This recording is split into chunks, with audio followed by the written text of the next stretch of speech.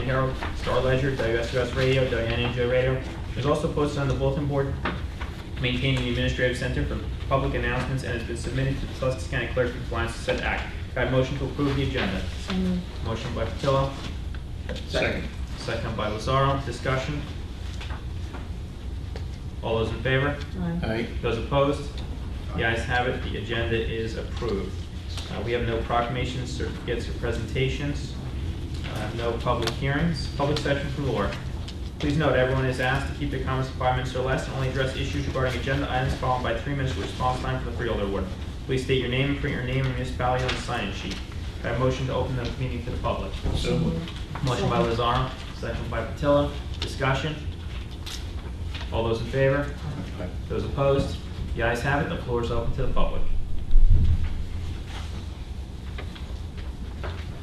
Seeing no one from the public, can I have a motion to close the floor to the public?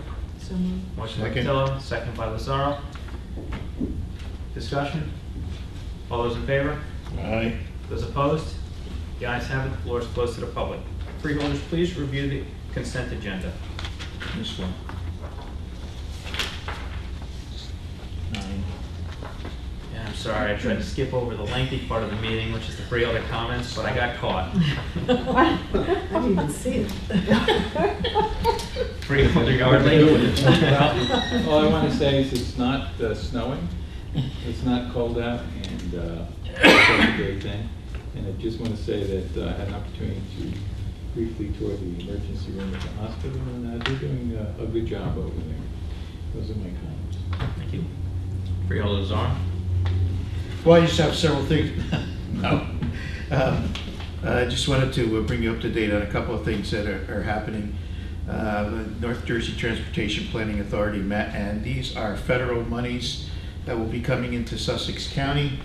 Some of them may choke you. Choke quietly, please. ADA compliancy, we have $1 million, almost $2 million, $1.9 million coming in to help with ADA compliancy and federal projects. Route 15 corridor, rockfall mitigation, Jefferson Township, Lafayette Township, and Sparta Township, $11 million. Route 15 bridge over the Paulnskill will be completed at Lafayette Center from the southbound sidewalk to the driveway of the Lafayette Center Preservation Foundation, and that will be a little over $3 million, and that's going to be completed this year. Hardiston Township will have work on Route 23 at northern Laceytown Road, East Shore Road, and Holland Mountain Road areas. And that will be roughly $10,400,000.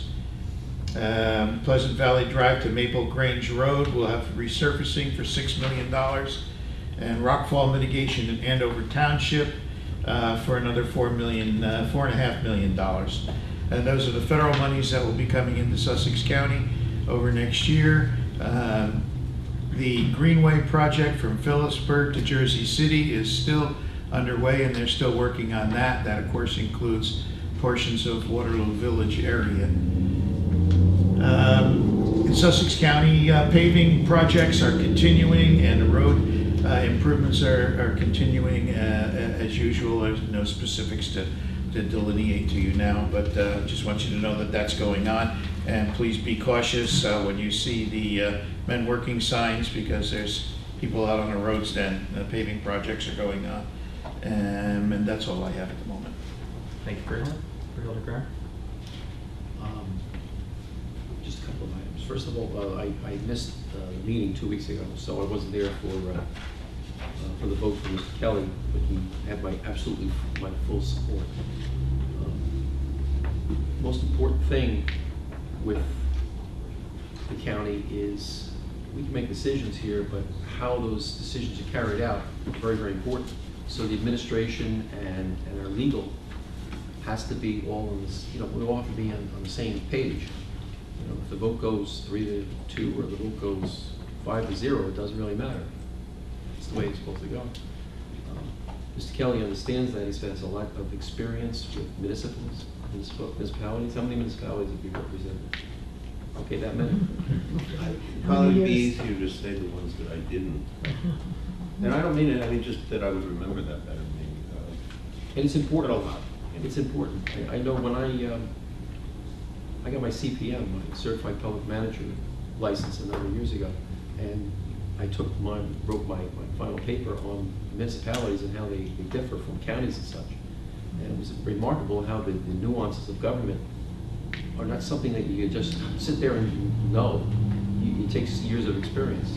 I want to welcome Kevin on, and I hope that some of the projects that we have been trying to move forward can be moved forward with a little bit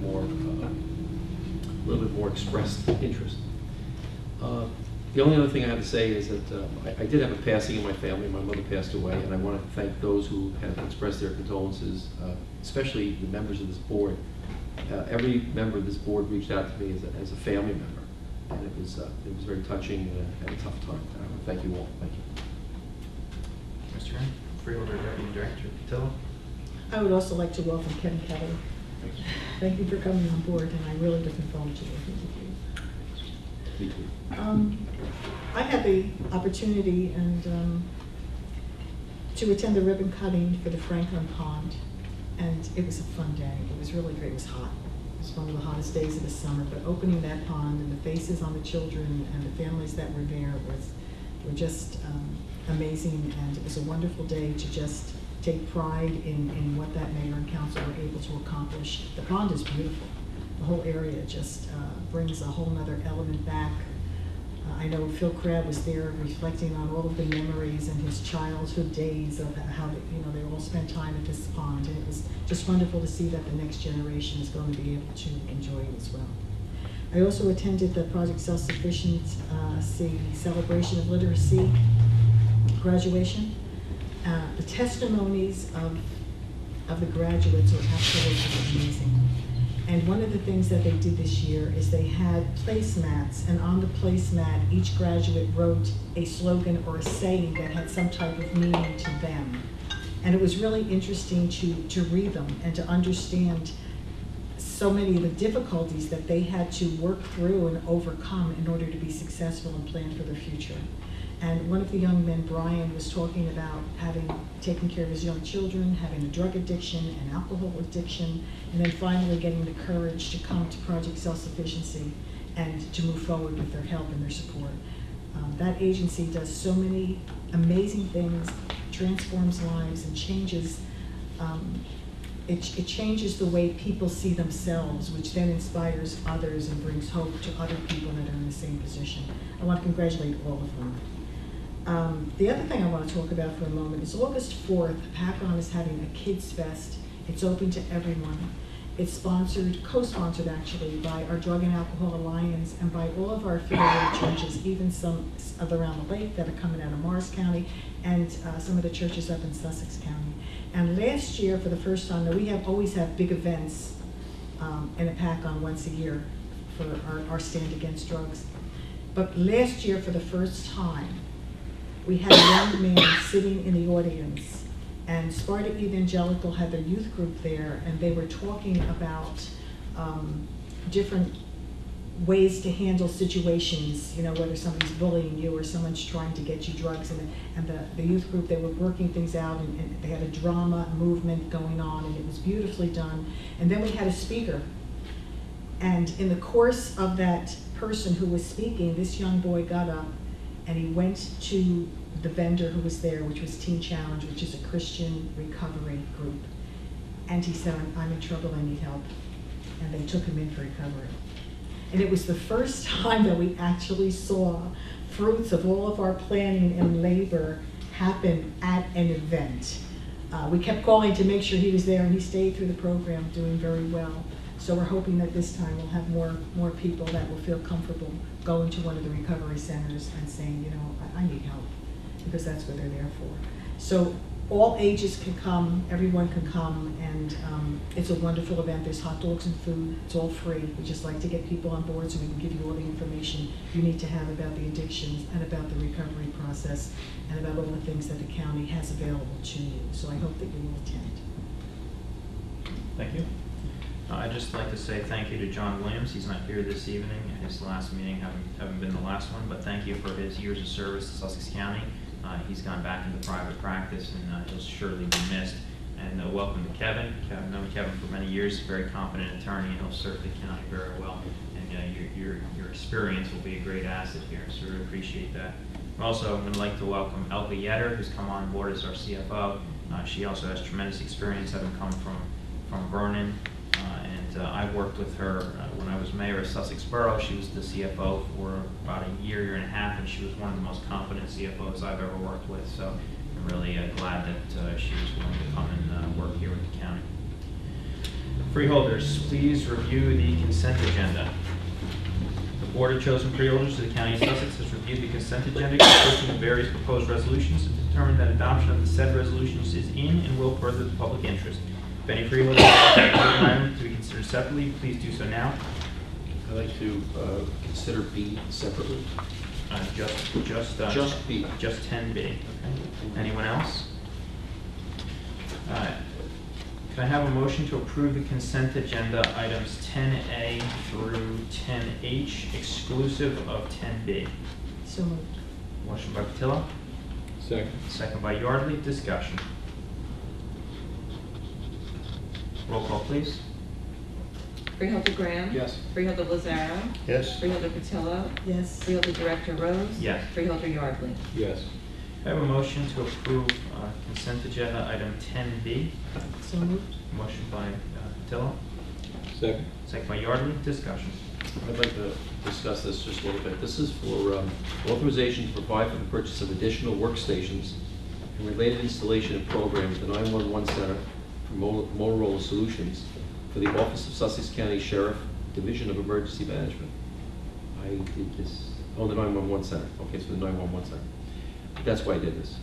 The 911 Center is something that I think that we as a body need to address. And we need to address it. I think we should address it publicly. I'm asking for a public hearing on the 911 Center. I think it's time that we address whether or not this is something that works for the county. It's something that is beneficial to all the county.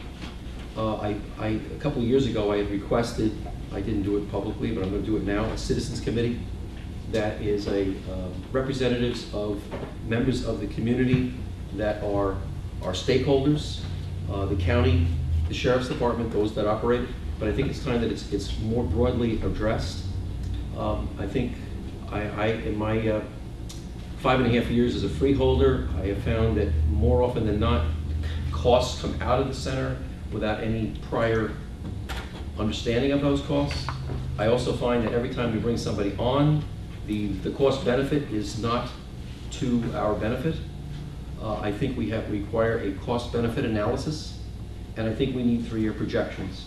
I, as a taxpayer, am tired of paying for the 911 Center 3 times. I live in Stanhope. I pay for the 911 Center in my taxes, my property taxes, because Stanhope has their own 911 Center through Sparta. I pay it again through my county taxes, and then I pay it a 3rd time in my phone bill. I have personally requested assistance of the 24th District in taking that money, the money that was in the phone bill, and allocating it to where it belongs. There was money that was allocated specially for 911 centers, and we've received $60,000 in the last 10 years, whereas millions upon millions of dollars have come out of Sussex County and have never, ever found its way back to the county. I think it's time that we do these things. So I'm going to reiterate. We need a public hearing on the 911 Center. I'm calling for a citizens committee. I'm asking the director to please consider this very seriously. I think it's time for a citizens committee that is made up of stakeholders that are already in there, those that may be coming in, members of the sheriff's department, and the county should be also involved, and I think at least one freeholder should sit on that committee. I think we need a cost-benefit analysis to find out whether or not this is something that is ever going to be financially beneficial to the county, because I'm just not seeing it anymore. And I think we need 3-year projections. And I also call on 24th District, once and for all, to reach out and change the way that the taxes are taken on our phone bills, that this is not something that we're paying for. We're paying for it now, why are we paying for it again? That's what I have to say about that before going You into missed it last week. I made the same speech last week, and to the reporter sitting here, I specifically pointed to the New Jersey Herald, which has refused to cover this subject for the last year and a half. And there's $150 million that goes unused or is reallocated into cars, vehicles, salaries, and other stuff other than the 911 center. And I have done this for a year and a half, and no one will take up the cudgel and cover it. It goes by the board week after week after week. The 911 center is not growing. It was supposed to grow. It is stuck where it is right now. I don't know why it's stuck where it is, but by now, 3/4 of the county should have been involved in the 911 center, and it is not. It's on hold. And if it's going to be on hold, I don't see any sense in throwing more money into it unless it's going to roll. And for those towns that are not into the 911 center, towns like, that basically all the PD towns, except for Byron. Byron's the only one that's not. I think it's not fair. I don't see why I'm paying the taxes twice, and I don't see why my neighbors are paying the taxes twice. So that's my call on the freeholder board.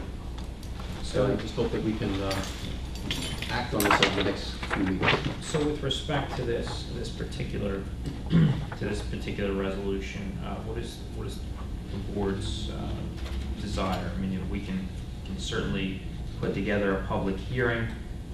Would you like to have that hearing before voting on this, or would you like to authorize this before? Well, I'm curious as to why we're authorizing another chair. We discussed this, and it was a part of our 2018 capital budget at the time that we approved. These are things that were already approved within our budget for this year. But they were contingent on certain growth things happening that was going to happen that's not happened. I don't know that they were contingent on that, Carl, I don't know.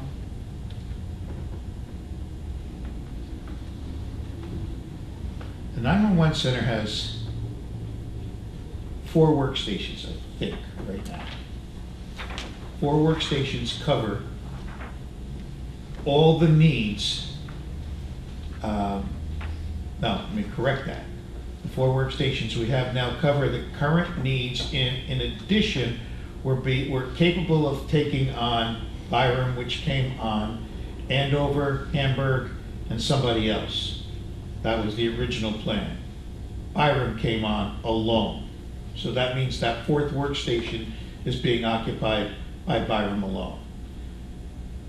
To add a 5th workstation, we have no additional workload. You really need 3 or 4 PDs for 1 workstation to work, and the reason for that is because you have to have full shifting.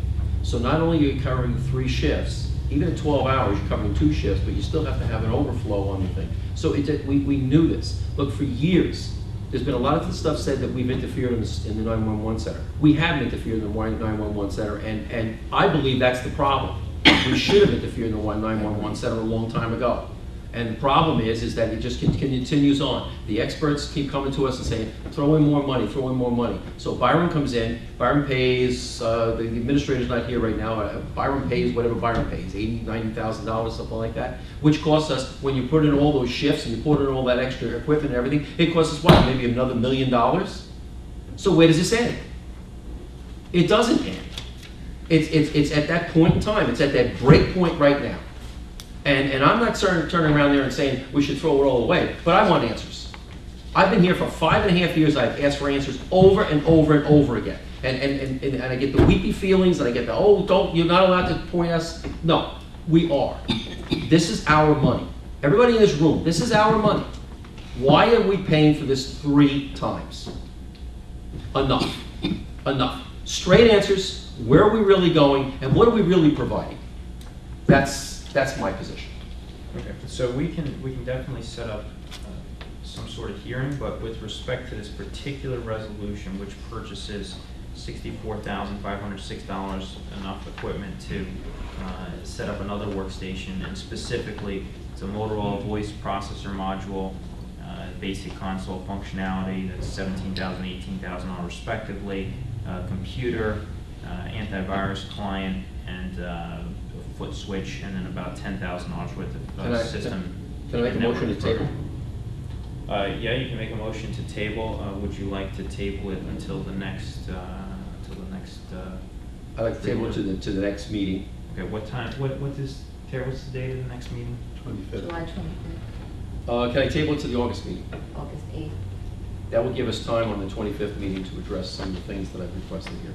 Okay, so, so the motion then would be The table to August 8th. to table, yes. So, motion by Graham? Okay. Second. Second by Lazaro. Discussion now about the tabling.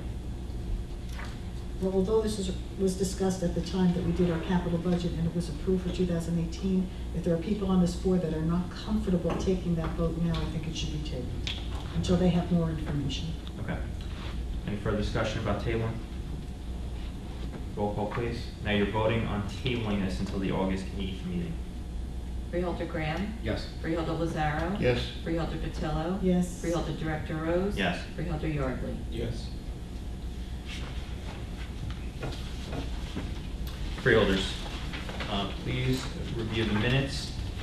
When satisfied, please approve the minutes of the regular meeting held on June 27, 2018.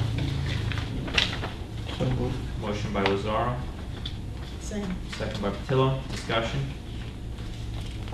Can I have a roll call, please? Freeholder Graham, Abstain. Freeholder Lazaro. Yes. Freeholder Patillo. Yes. Freeholder Director Rose. Yes. Freeholder Yardley. Yes.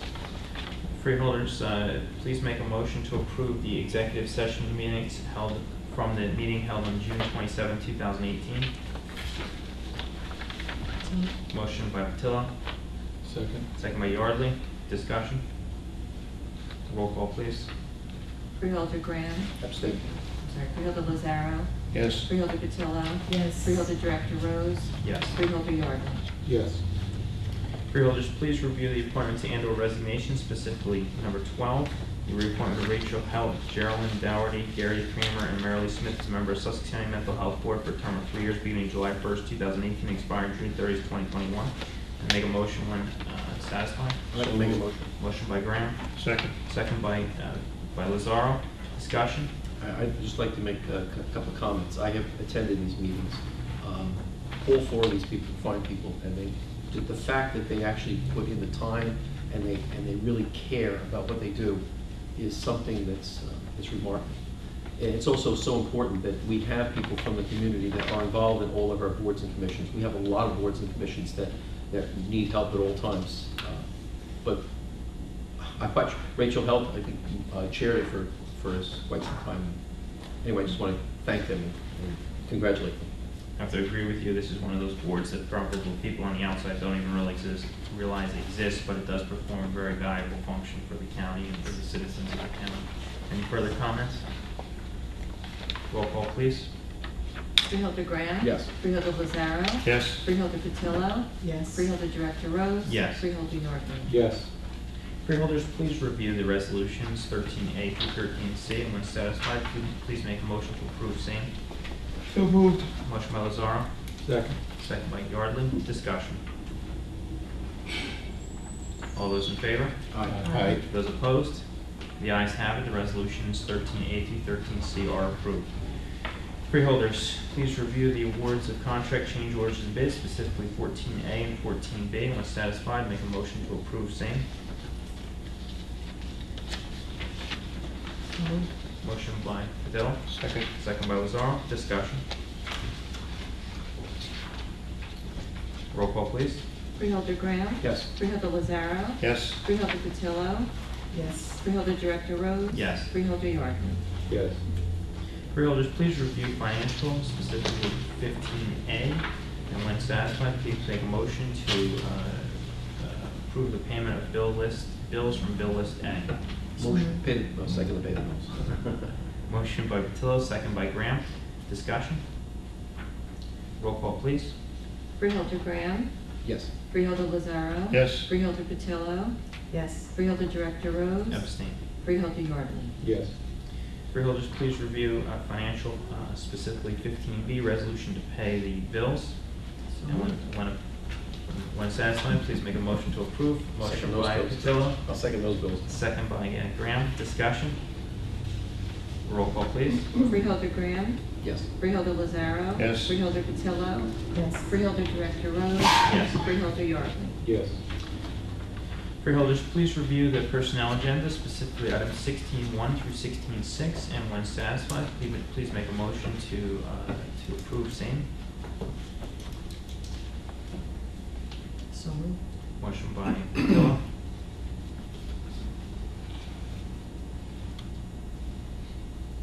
Seeing no second. Seeing no second. we I'll will- second for John's sake. Motion by Lazaro, second by Lazaro, motion by Patillo, second by Lazaro. Discussion. I can make a comment. There was a strong discussion that was taken in the last primary election regarding a whole list of people whose salaries were adjusted. This is called breakage. I don't know if there's anybody in this room who has been on boards of education, but breakage is something that is the only way that you really gain some traction on stopping your tax increases. The county is the victim of breakage. Somebody leaves at a higher salary, they take that money and they start breaking it down because it's within individual requests of departments. I think it's time next year, 2019, I think the Freeholder Board should take a strong stand against breakage. The only way that a county, a municipality, any public body can try and slow down the increases in salaries is when somebody's at the top of the salary rate. Say they're making $90,000 a year, and you're replacing them with a $50,000 employee, you got a $40,000 delta. You don't take the $40,000 delta and spread it over everybody else. That's what we have here. And that's what we had here last couple of months ago. But these are things that are within individual budgets. In this case, it's the county clerk, county prosecutor. Before that, it was sheriff's department. And it was like we gave money away. We didn't give money away. And we're not giving money away here either. But this has got to end. This is the end of it. As far as I'm concerned, I have another year as a freeholder after this year, and I am absolutely against breakage. It's time for that practice to end, and it's time for the practice to end now. I am not going to interfere with this one. This has been something that was pre-agreed to, but a long time ago, and it's also within the purview of that particular department to be able to do what they want to do. But I think that we should take a position in the future so that after 2019, that this doesn't happen anymore. In the past, these breakage changes with respect to personnel had been done. It's not that this is a new practice for 2018, but it had never been put on the personnel agenda before. In an effort to be transparent, this board has been putting on the personnel agenda and was attacked during the election for giving salary increases while neglecting the general person who worked in the county. It's simply not true that this is the first year this practice has occurred, but it could be the last year this practice occurs, or there could be a wider range of discussion. Maybe there's a potential to give some money back to the employees in the office when breakage occurs, or zero. Do you think it would be a good thing to have a discussion about this, or perhaps have a subcommittee broken out to discuss this and come up with some sort of framework for the county overall, so it's not done in an ad hoc basis? I think it should be done ASAP, so it's done before the next budget comes out, so it can be included or excluded from the next budget, because you're right, these things are not under our purview. We could say no to them, but there's no point in saying no to them because these individual offices, the clerk's office and prosecutor's office, have the right to do that. For us to say no then would be infringing on what they do, but the practice itself can be brought to a halt. I think this practice should be brought to a And halt. I think it should be done as quickly as possible so it's included in the budget that's coming up and not an afterthought. One complicating fact. Sorry, Mr. Early. Question. So, listening to the conversation, they have the right to do this, and we're going to say, you don't have the right to do it in the future. Is that correct? No, we're going to say that the excess money breakage that's available remains in the budget and is not available for you to spread around. I think we should change our policies. Policy change. I think that within policy now, I believe that this right exists. I don't know whether or not, we'll have to defer to Well- council on this, is whether this is a administrative code, state statute, or it's something that we can do within our county. You know, I think that this lends to some other issues that we've had. I'd like council to advise the board, if it's okay, with the rest of the board, that one, statutorily, can they do this, and do they have certain exemptions? But my issue comes to where we have confidential assistants getting substantial raises, and that this board has no control and has never put any controls on those things. So you substantially could come in at a $30,000, $40,000 job and end up with $80,000, $90,000. I think if we're going to do it for breakage, I think then I want to look at the confidential assistance. Great idea. Absolutely, I completely confer with that. So then if you want- And that is not a reflection on the people that work here. I want to make that very clear. It's just that if we're going to have a policy, we need to be consistent with our policies. I agree. There is Carl, you had mentioned that you want to be able to look at this during the budget. One complicating factor is during the budget process, oftentimes you don't know who's going to retire, and these breakage adjustments come about as a result of retirement. So you really do need to have a policy in place. It's not something you can necessarily plan for, because somebody can put in their paperwork and retire, 3 or 4 weeks from now, and then there's you hire someone else at a lower salary. There's a pot of the delta. There's a pot of money, and that gets broken up among the other employees in the office. For in particular the constitutional officers and prosecutor have been doing that. So we really do need to, if you're going to attack this problem, it really does need to be done at a policy level. So from here, Mr. Kelly, I guess could you perhaps prepare a memo or brief the board in the next 2 to 4 weeks about this issue, and then we can decide how to get it onto the agenda, or get a policy in place, or have a hearing about it or something. Sure. Would that satisfy the members of the Freeholder Board? Yes, include, and what Mr. Yardley said is also very valuable regarding the confidential assistance. It's a very vague area, and it's in 2015 there were some steps that were put in that made no sense at the time for no apparent reason. I would also like to look at, while we're delving into that, and it's a very good subject to delve into, is that what are these confidential assistance positions meant for? I mean, some of them are very, very high. Some of them are over $100,000 steps that are in place. And I understand, you know what, for an average person who works for the county, I could see how people could get angry about that. It's good for review. Mr. Kelly, can you just go over what a confidential assistant is for the edification of the public, or are you?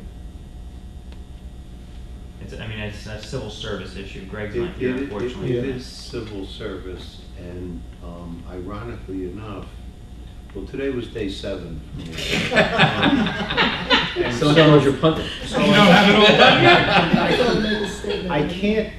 I don't have the whole story yet, but I will tell you that it interests, that subject and that whole position was one of the first things I was interested in, because there's one in Yes. my office. Yes. I can just jump in here. Sure.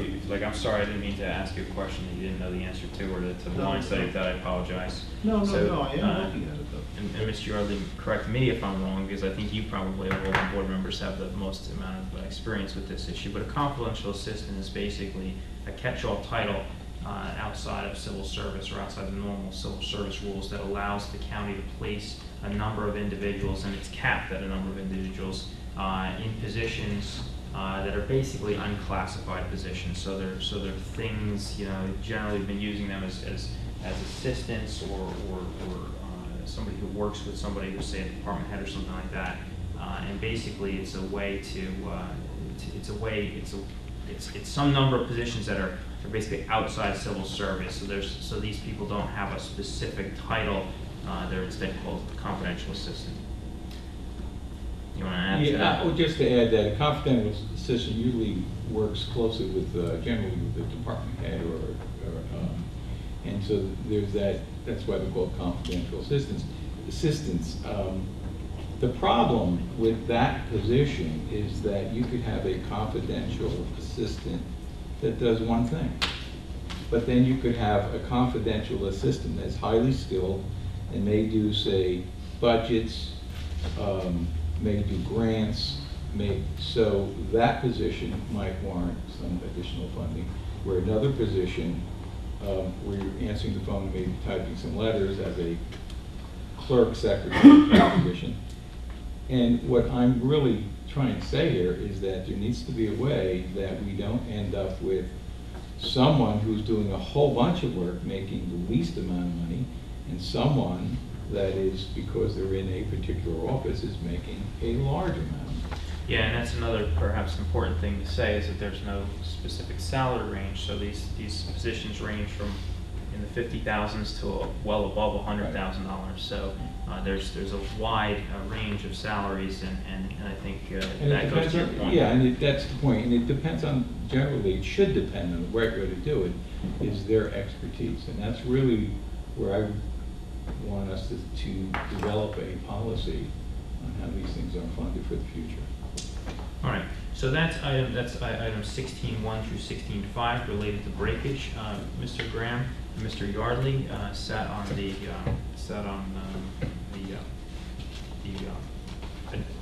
attorney review committee. Mr. Yardley, as chairperson of that committee, could you just go over 16.6, which is the county adjuster, and how you arrived at doing this, and just maybe where we were and where we're going here with this particular position? We never discussed it. No. No. This wasn't something that arrived this way. This is something that's being put on by the administrator. Okay. I can talk a little bit about this. The county adjuster previously had been an attorney, and the attorney does need to represent the county in some adjustment cases. This $30,420 is an increase to the gentleman who was the number 2 to that attorney who was the county adjuster. So it'll bump up his salary. And basically, with the attorney leaving, and this gentleman getting a significant increase in responsibilities and a salary adjustment as a result, and then going to outside counsel when an appearance is necessary in front of the court, there will be a fairly significant savings to the county. And unfortunately, Mr. Pop is not here to give us the actual numbers behind that savings. But basically, what had been a seat that had been filled by an attorney is now going to be filled by a non-attorney. We'll be hiring on an hourly basis an attorney if and when the county needs to be represented before the court, and there should be a significant savings to the county as a result of those changes. Any further comments? All those in favor? Aye. Those opposed? The ayes have it. Personnel agenda is approved. The administrator is not here tonight, so we'll skip the administrator report. County counsel? Well, again, on day 7, God created the whole world in 6. well, okay, so the report's not that big, and I still have another day. One thing I did want to mention, in addition to thanking you all for the privilege of doing this, I wanted to tell you that, and tell the public that the office of county council is changing significantly from a full-time office and council to part-time. And that is going to be the task in hand for us to get the right people in the right places as soon as we possibly can. We cover approximately, the county council's office, 40 subject areas of law. And And it's funny because, you know, different people have different specialties, but nobody that I know could do those 40 areas all by themselves. So, but with the ability to hire part-time people, you have the ability to go and get the best lawyers. Like if you have a transaction come, you know, that's important, and you know of one of the county lawyers is particularly good at this transaction, we would have the ability to hire that person. That person would send us an hourly bill for work that they actually do, not for some salary figure that they have. And they don't work again until we give them another case. And it gives, you know, again, the chance, because that lawyer does not work part-time here and that lawyer essentially has another client, which is us. But otherwise is staying in his or her own practice, in his or her own law firm. And I can tell you that as a model that I worked in when I was in the prosecutor's office, when it was part-time, we were able to get, and leave me out of this, we were able to get on a part-time basis, the best criminal lawyers in Sussex County. They worked over here. When they went full-time, those people couldn't stay. They went on to defense lawyers. So if you think about it, part-time really gives you some flexibility, and it allows you to shop for services and get the best and pay only for what people are doing for you. So we're getting the areas together, we're getting the hours together, and we're getting some people together.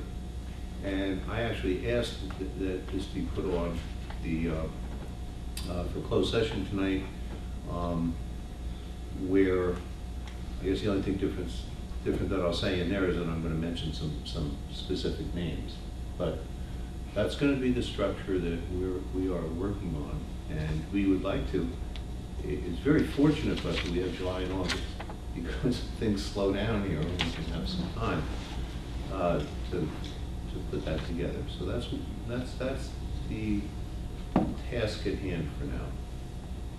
Thank you. Thank you. Freeholders, any unfinished business? Freeholders, any new business? Seeing none, public session from the floor. Please note, everyone is asked to keep your comments to 5 minutes or less, followed by a 3-minute response time from the freeholder board. Please state your name, print name, and municipality on the sign-in sheet. Do I have a motion to open the meeting to the public? So moved. Motion by Hill. Second. Second by Graham. Discussion. All those in favor? Aye. Those opposed? The ayes have it. The floor is open to the public.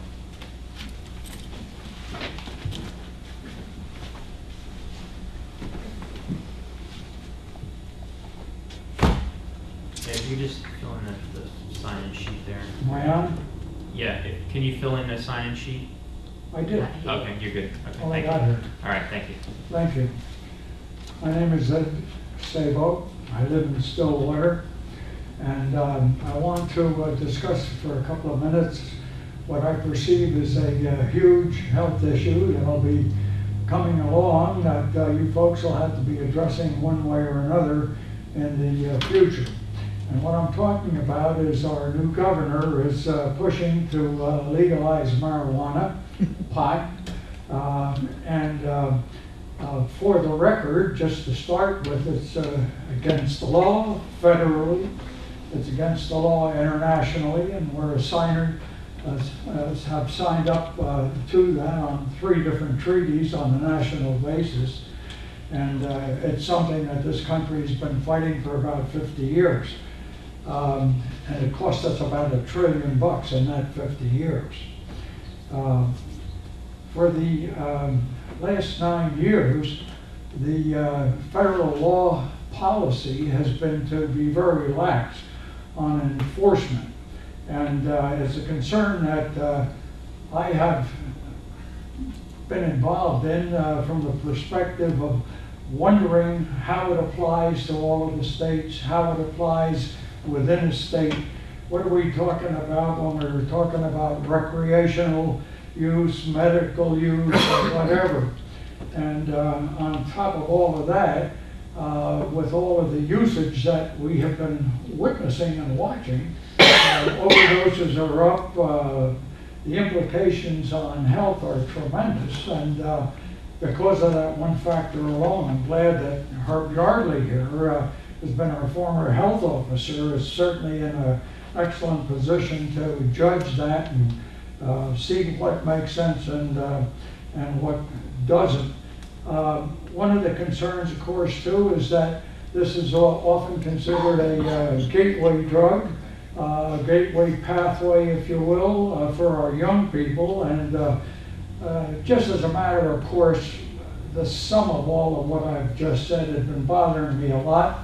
So I decided to do some homework, and within the last 2 or 3 months maybe, I've managed to pick up articles from the newspapers, from magazines, from periodicals, and so on. And I put together a number of different packages. They're identical for each of you, because some of you may be up on all of what's involved with drugs and so on. Some of you may not. This may give you some background, some information you might not ordinarily have. So what I'd like to do is offer it to you, ask you to take a look at it. I'd like to come back in a future meeting and find out what you thought. One of the reasons for this is that you fund two schools, the county college and the technical school, and I've made it a point within the last month to visit the Stillwater Board of Ed, to visit the technical school board, to visit the college board, and to visit Kittatinny's school board. And I've gone there with the same package of information, and I said, you know, it's time to just stop passing the buck to everybody else. At some point, somebody's got to step up and do something and make it meaningful. And the reason I decided to go individually to the school boards was that I feel if they can take it seriously and can understand what kind of a bridge and dramatic association this is going to be as far as the kids are concerned and our future kids, I mean, it should be a no-brainer. And well, what do you want me to do about it? Well, how about thinking about it? How about coming to a conclusion? How about sending a letter to the governor? How about sending letters to the 2 schools you're responsible for financing? How about doing things and getting on the record and getting parents to get on the record as a result? So it's a plain vanilla way of looking at things, but it's what I wanted to do, and I just decided to take it on as an individual thing. I also want you to know that last year, Cory Booker... About a minute. Huh? Sir, about a minute. A minute? Yeah. Okay. Cory Have you Booker, done? thank you. Cory Booker, a year ago, introduced legislation on a federal basis to make this okay for the whole country, okay? Legalizing marijuana for the whole country. And any individual community, any one of your communities who had any objection to any of the legislation he proposed would be subject to a penalty. I mean, some of the most outrageous claims you can ever imagine have been produced as a result of all of this. So I'm suggesting that I'd like you to take a look. I'll stay within a minute and provide you with these packages. I did want to say one last thing though, and this is how current this is. Here is an e-cigarette maker, okay, Juul, whose value has gone up 56 times within the space of a year.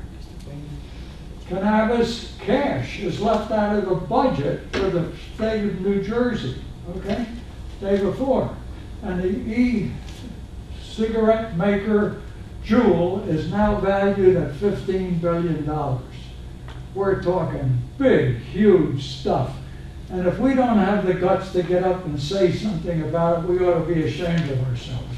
So I'd like to provide some material, if I may.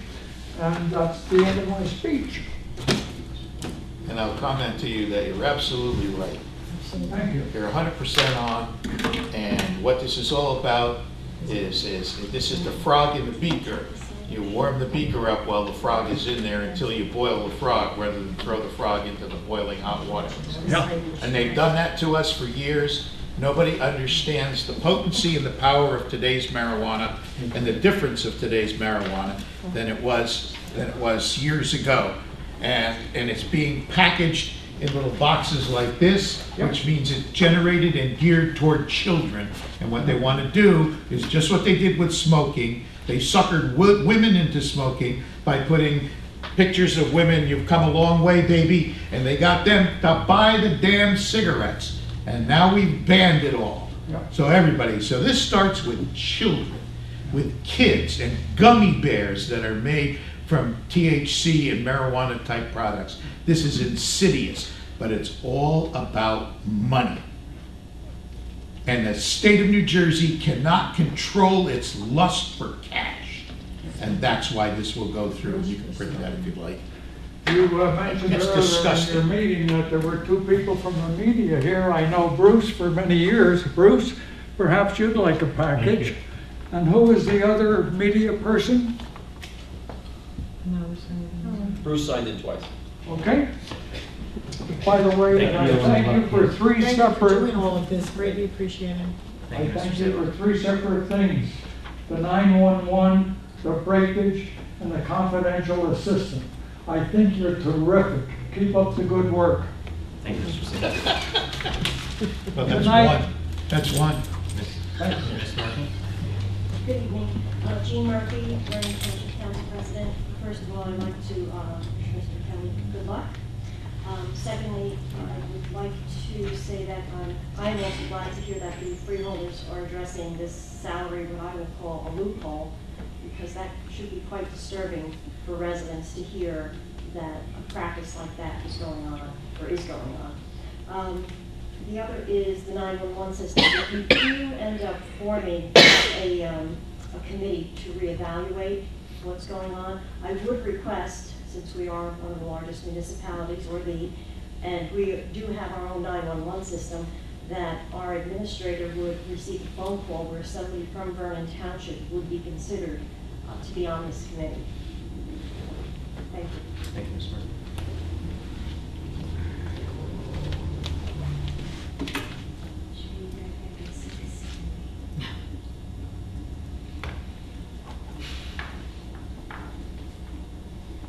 Jackie Staple, Hardison Township. I came here for a completely different reason than Mr. Staple has made me change my mind. Number one, I want to congratulate Mr. Kelly. You may not remember me, but my mother-in-law worked for you for a number of years. She was your housekeeper. And Mr. Graham, my condolences. I know that you eventually are going to have to decide whether to allow marijuana in this county. Whether it's national or state, at some point it's going to come up, and you all have a very tough decision to make. I'm an MS patient. My mother's a cancer patient. My sister also has MS. I have a little bit of experience in this. A good friend of mine might be interested in coming and speaking before you. His name is Jay Lassiter. He's very well known in Trenton. He goes around and he's actually the guy that teaches people how to use Narcan. He's very interested in coming to Sussex County to speak to all of you and to do any, he does a program where he teaches people like you, EMTs, people in schools, anyone that's willing to listen, he will come in for free and teach them how to use Narcan. If people can't afford to get Narcan at a certain facility or in their workplace, he will find the funding and get it for them. But he's also a medical marijuana patient because he's HIV positive. This might be some person that you could talk to about this and see how it helps medical patients and see how the program is run in the state of New Jersey, because we have one of the worst medical marijuana programs in the entire country.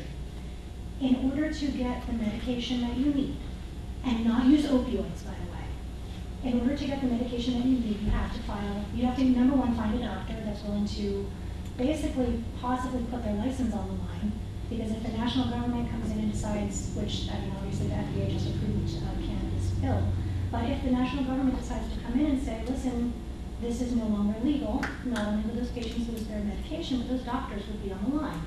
So the doctor has to write a note saying that you qualify, you have one of the medical conditions that you could benefit from medical marijuana. And that's very limited. New Jersey expanded it more, but it's still pretty limited. Then you have to apply to the state, you pay a $100 fee, you get your card, then you have to take a trip to one of, I think there's only 5 locations in the state, 6, they just opened another, I believe. But I think the closest to here is Montclair.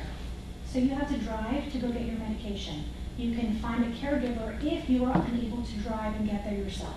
So that's basically for seniors with cancer or people that have such debilitating disorders that they can't get there themselves. But otherwise, you have to go there yourself. It usually takes an hour or 2 to get your medication. You're limited in how much you can buy. You have the chance of getting pulled over on your way home. There are towns that, whether you have a medical card or not, they will bring you in, they will process you, and they will not give you back your medication. That's what medical patients are dealing with right now. Now, this is not whether marijuana is going to be legalized or not. That's what's going on now in this county. That's what's going on now in this state when it comes to medical marijuana. And there are so many people that I speak to on a regular basis that haven't gotten their card. I haven't gotten my medical card. When I qualify, there are plenty of people that would much rather be taking their medication instead of getting the opioids that they're prescribed on a daily basis. My mother moved down to Delaware because the medical marijuana laws are less strict in Delaware than they are here. She was on Percocet for 7 years. She had cancer. The cancer doctor wouldn't prescribe her anything else. She was on Percocet. She ended up having, my mother is 67 years old. She was on the verge of going to rehab. Luckily, she found a doctor that would step her down. And part of her step-down process was medical marijuana. You know, these are things that are it's being used to treat opioid addicts in other places. It's something that Governor McGreevey feels strongly about. And he would probably be interested in coming and speaking with all of you as well, because he does work with addicts. He does work with recidivism.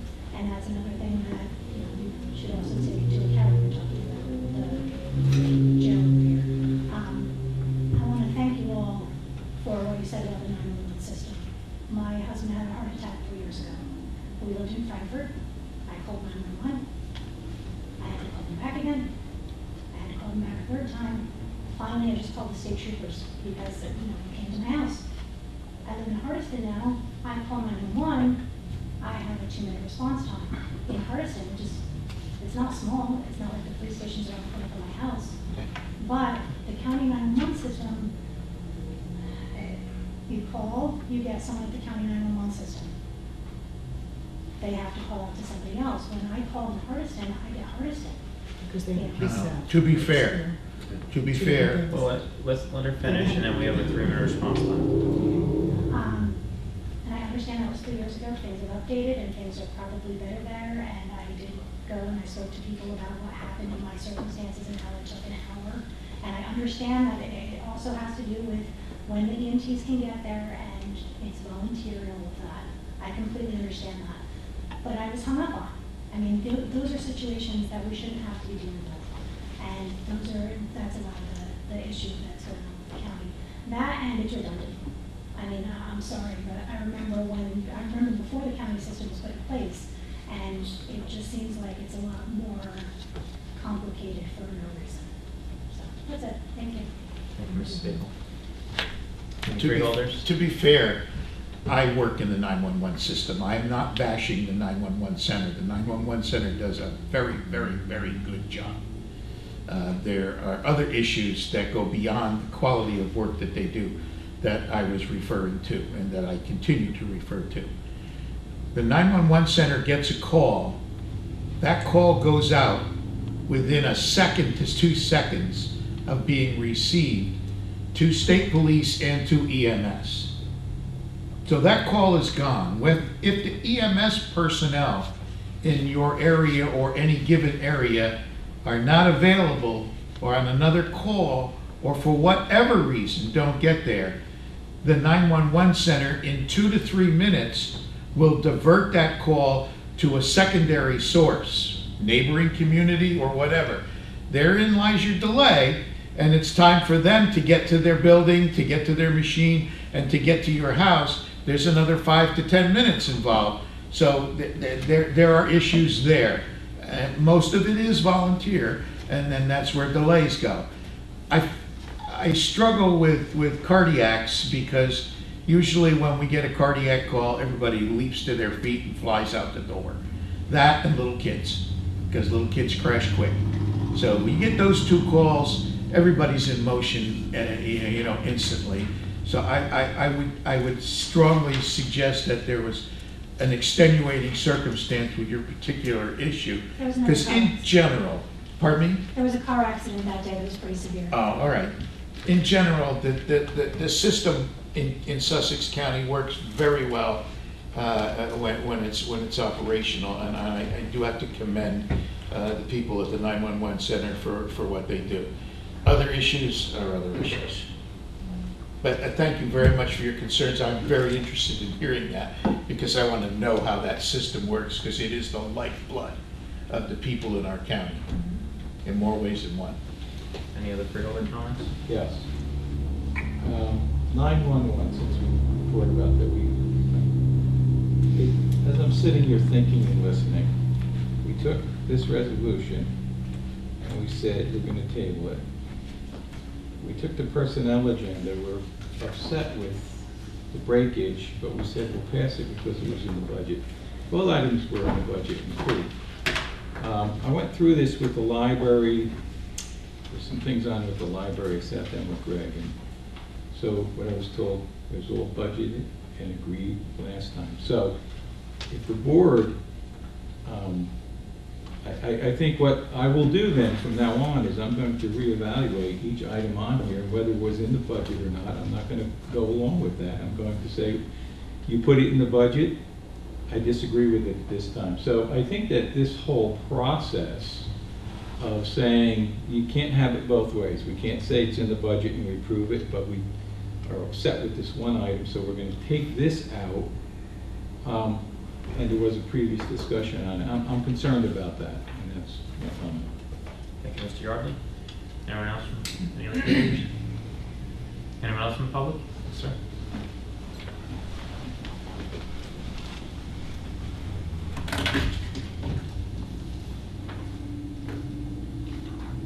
No rush, take your time. Tick tock, tick tock. Okay, my comments are about. I'm sorry, can you please state your name for the record? Yes, Kevin Lindell, photography. My comments are about Freeholder Lazzaro's comments on the wacko lifestyles a few weeks ago, and I just wanted to bring some historical context to this whole issue. People in alternative lifestyles had to hide. We had family members and friends who were in the closet for years. And I know you didn't address specifically, but in these alternate lifestyles, they had to hide who they were. Religious institutions, government officials, politicians, and education officials, preached that there was something wrong with this. There was something wrong with someone for being gay, or someone being transgender, or not being white. And they weren't able to get access to the same health care as everybody else. They weren't able to have visitation rights for a child. If one of the parents died, the spouse was not allowed, did not have the same rights to see their child because they were not considered married. There was a whole slew of rights with children, with health care that went with the marriage bills. And I don't understand why it took so long for marriage equality to pass. I'm straight. Freeholder Lazzaro, if anyone called your lifestyle a wacko lifestyle, I would have the same exact opinion. I mean, you have a right to your opinion, you have a right to your sexual preference, but people had to hide who they were for years, and they were not granted the same rights as everyone else. And because of that, they were put on the spot. And then finally, the law changed, and it changed very rapidly after the first few states passed gay marriage. But as a freeholder, you're supposed to represent all your constituents. I want you to know this is not, I'm not bringing this up as a free speech issue. You have a right to your personal opinion. But think of those people and how they had to hide who they were and how they were not granted equal protection under the law, especially if a child that they adopted had passed on. And because they were not granted equal protection under the law, they were being discriminated against. And you need to understand that I'm not coming from a free speech point of view. Every person you represent should be represented fairly and equally. And if anyone questioned your lifestyle, who was a government official, we have to wonder what would happen if the law changed. I mean, what would happen if there was a trend in this country to repeal not even just gay marriage itself, but the visitation and the healthcare rights and the slew of rights that came with the passage of gay marriage? What if there was a repeal of that, to go back to where we were in the 80s, where we had family members who were ashamed to come out? You should be able to be who you are, whatever that is. If you're instinctually born that way, you shouldn't have to hide that from everybody. You shouldn't have to stay in the closet. So my question to you, and this would go a long way, if the law ever turned on them, not just on the issue of marriage, but the rights that came with marriage and health care and the visitation of a child and who gets custody, would you stand up for them if that law turned on them, despite your opinion? Because if you did, it would go a very long way. I just wanted to say that.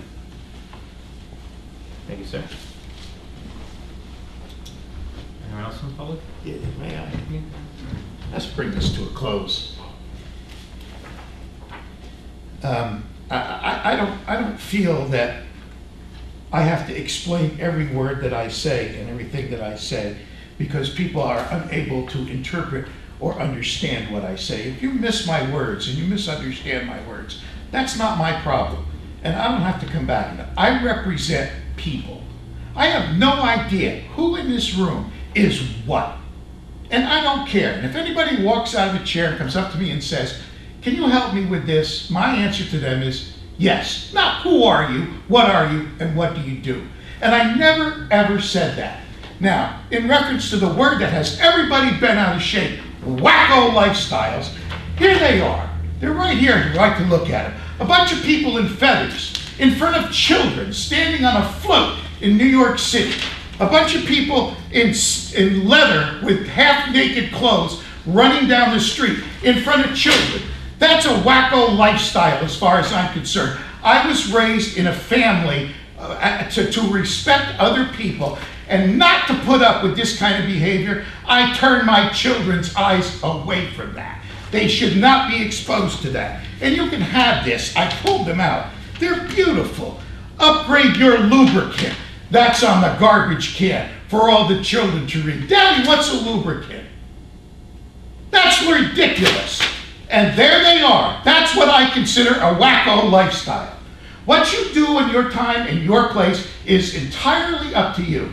You come to me and ask for help. I have never, in 75 years, ever turned anyone down who asked me for help.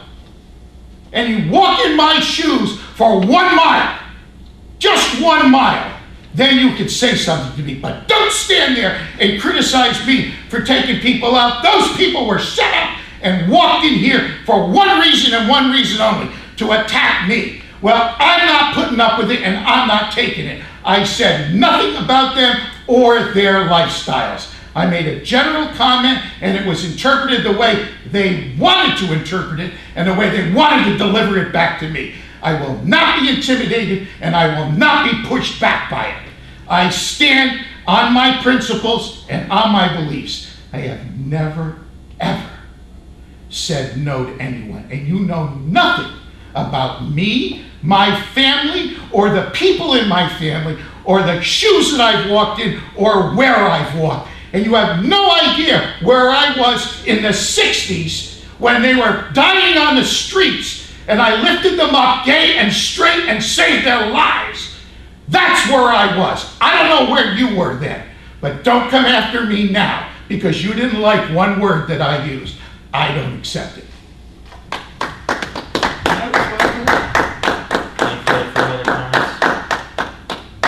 Can I respond to that? Because he's saying something that I didn't say. I Sir, said it would go a long way. Use this one. So I don't know what you're 5 talking minutes are about. up. Any further comments from the public? Mr. Hall?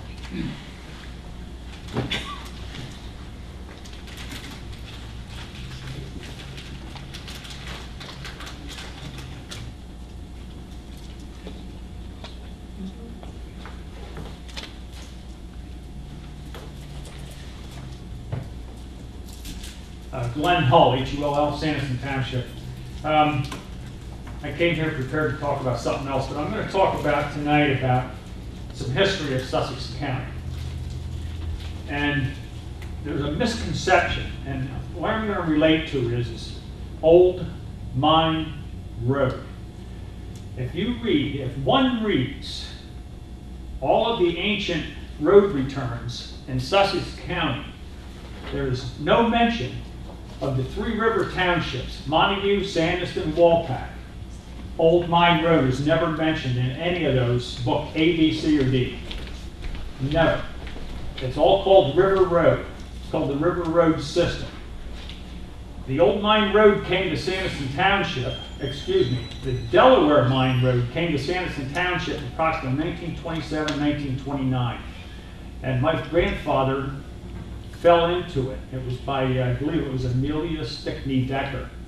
She had the misconception that copper came from Pack Quarry, that didn't come from Pack Quarry, and she related the Neversink River to the Navesink River where there was a copper mine. And that's the misconception that went on. The Department of Interior did a final study in 1996 and 97, and it is their position that the Dutch never built an old mine road. That's in the Department of Interior's, the National Park System out of Boulder, Colorado, and I have that at my house. 3 volumes this thick. They say that because of the misconception that happened on the history at the turn of this century, or excuse me, the turn of the 20th century, that all of this fable became truth. So the idea that there's an old mine road in Sussex County is basically a fable that came about from some 1900 historians that misconstrued some writings. Now, if you look at the road returns that are in book A, B, C, and D, mostly A, B, and C, the road system did graduate from Port Jervis on down. But from Flatbrookville to the Van Campen Mill, and it was Van Campen who owned the mill, that was about 1793. When that road was built from 1793 to Van Campen's from Flatbrookville, he objected going any further because there was no reason to. And that would have taken you on down to the Pack Quarry mine, if there was one at the time. And I also want to point out that the Army in 1940s, during World War II, could not extract any copper from that ore. That's a fact. And that the copper at that mine is such a poor quality grade that has been given its own nomenclature for it's so poor that they can't get copper out of it. So the fact that the Dutch took copper from Pack Quarry to Kingston, New York, which was, I guess, in Sussex at the time, it's a fable. And they say it was not possible at the time because they didn't have the equipment, the carts, and the what have you to get it there. And there was only 4 families, technically, in Sussex, New York, that were Dutch, and it was not an industrial center. Okay, so secondly, what I want to talk about is my sons live on what is called Old Mine Road. If you read the road return was 1800. I believe it's page 267 and 268. If you read that, it states, George Smith built this road at his own expense, and this shall be a road for the first time. That's in there. There was no road prior to that. So it's all called the Old Mine Road now, and the Dutch built it in 1650. It goes by my son's house. Didn't happen. I have a good idea if there was an earlier road where it is, and it's not behind my son's house as claimed. But this fact that what my sons live on is Old Mine Road is false.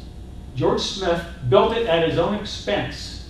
He built about 1.5 miles of road at the time. And he paid for it, he built it, and the second thing is, Sandyston surveyors who petitioned this return are not mentioned in that document. And Sandyston Township never signed it to make it a road. Mr. Hull? Now, 1 minute? About a minute. Okay, thank you. Please. So I just wanted to get, maybe the county should really look into the history, because we keep hearing Old Mine Road, Old Mine Road, Old Mine Road. Well, it didn't happen in Sanderson Township until about 1927.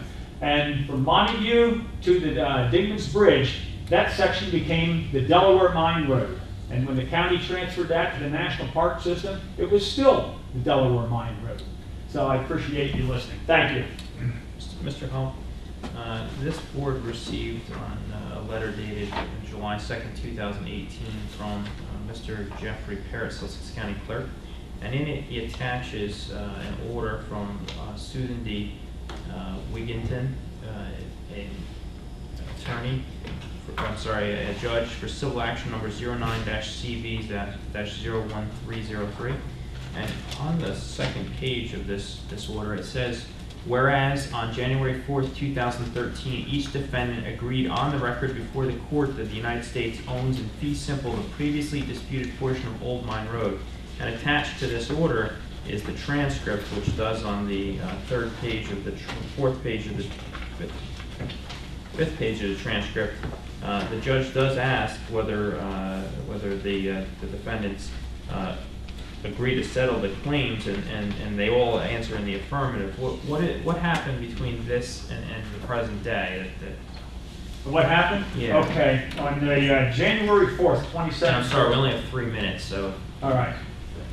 January 4th, 2013. If you read page 7 of that, the judge ordered a survey to be completed in 30 days. And the decision was to be made on that survey after 30 days.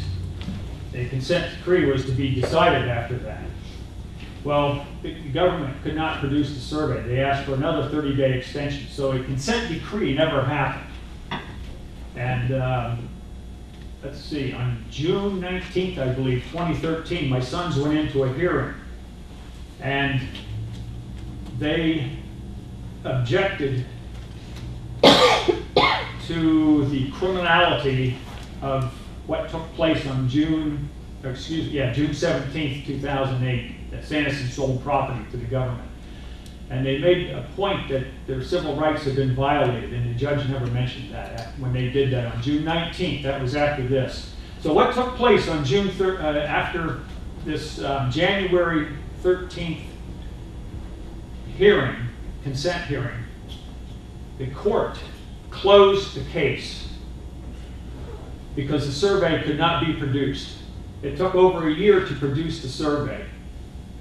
It came through to my sons unsigned with no seal in basically January, maybe February of 2014. My sons said they would not make any decision on a survey with no signature and without a seal. It took until 2015 to get a survey with a seal and the surveyor's signature. The case was still closed, so my sons had, in the meantime, had an engineer do a report on it. The U.S. Attorney acknowledges that report in email. I have those emails of the U.S. Attorney acknowledging that report. He later wrote a declaration that my sons did not object.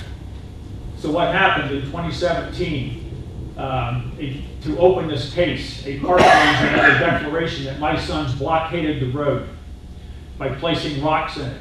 Prior to that, my son Matthew Hall made a complaint to the Park Service because they plowed up his yard, his electric dog fence, and the rocks protecting as well, and strung them down the road. Those same rocks, that the park ranger alluded that my sons placed there on government property. Now I'm going to say he perjured himself here, because the other day my sons were just listed as the grantors of this property that those rocks sat on. But my sons were listed without their signatures, without a consent decree. Okay, so what took place was there was a hearing. Probably near the end of the 3 minutes, right? We're beyond Okay, I'm sorry. that time. Pardon Can we me? just wrap it up real quick? Okay, I'm going to wrap it up. A hearing took place on August 26th of this year that my sons had no knowledge of. And the judge made a decision that my sons had not objected when they had submitted a 23-point objection prior to that on August 11th. I submitted it myself through electronic transmission. So that was for a 2 p.m. deadline of August 12th. So this hearing took place on August 26th. April. My sons were not notified of it. They had no knowledge of it. The judge wrapped it up and said, since the Hulls aren't here, but we can't get any transmission of this, that Hulls made no objections. So that's basically what happened. They went ahead and submitted this 2013 consent, what do you want to call it, summit, whatever it was, and said that the Hulls agreed, but the Hulls never got to do the survey until 2015. So the case was closed from 2013 up to 2017. So there was no objections noted. Thank you, sir. Thank you, Okay. sir. Anyone else from the public? Seeing no one from the public, I have a motion to close the public session. So closed. Motion by Lazaro, Second. second by Patillo. Discussion. All those in favor? Those opposed? The ayes have it. Floor is closed to the public. We're going to enter into executive session in a minute here. There will be no further action after we return from executive session. So if you want, you can leave safely with the only action being taken to close the meeting after we return from executive session. Resolution regarding providing for an executive closed session not open to the public in accordance with provisions of NJSA 10:4-12 and sec. Whereas the subject matters about to be discussed may be excluded from the public portion of the meeting by resolution of the Board of Chosen Freeholders, an exception to the quote Open Public Meetings Act and quote pursuant to NJSA 10:4-12b. And whereas it appears necessary for the Board of Chosen Freeholders to discuss such matters in executive session. Now therefore be resolved that the Board of Chosen Freeholders of the County of Sussex, in accordance with the provisions of NJSA 10:4-12b and NJSA 10:4-13, the board at this time enter into an executive session from which the public shall be excluded. And be it further resolved that the general nature of subjects to be discussed relate to the following items authorized by NJSA 10:4-12b is designated below. Matters related to litigation, negotiations, and attorney-client privilege, specifically county council office restructuring. Be it further resolved that the deliberations conducted in closed session may be disclosed to the public upon determination of Sussex County Board of Chosen Freeholders or provided by law. Public interest will no longer be served by such confidentiality, and be it further resolved that upon completion of the business for which the board has entered into executive session, the board shall reconvene and resume its meeting open to the public. Do I have a motion to enter into executive session? So moved. Motion by Patillo. Second. Second by Lazaro. Discussion? All those in favor? Aye. Those opposed? The ayes have it. We are now in executive session.